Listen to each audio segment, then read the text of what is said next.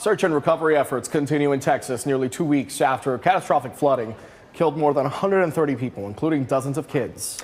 Yeah, Florida's urban search and rescue task force groups have been on the ground for more than a week, helping to find those who are still missing.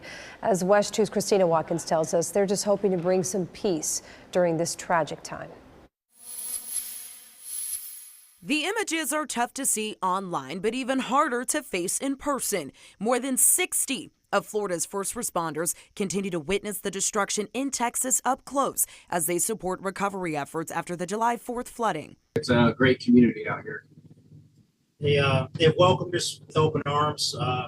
Everybody has been super supportive of everything we've been doing. On Wednesday, members from Florida Urban Search and Rescue Task Force 4 and 8 gave an update on conditions and how challenging it's been to find any of the nearly 100 people still missing.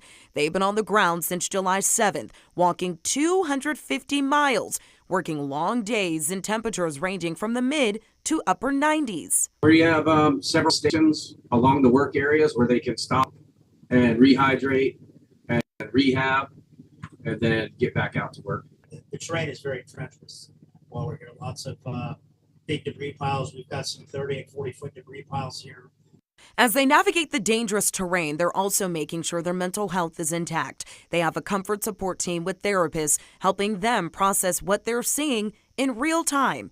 These first responders said they will do whatever it takes to uplift their brothers and sisters in need. We're just out here doing what we're trained to do and work really hard and trying to bring some peace out here in Texas. Christina Watkins, WESH 2 News. The Florida Urban Search and Rescue Task Force 4 is made up of firefighters from Orange and Seminole counties and Orlando. Task Force 8 members are from Marion County, Ocala, and Gainesville. They're supposed to be in Texas for at least 2 weeks, but that could end up being longer.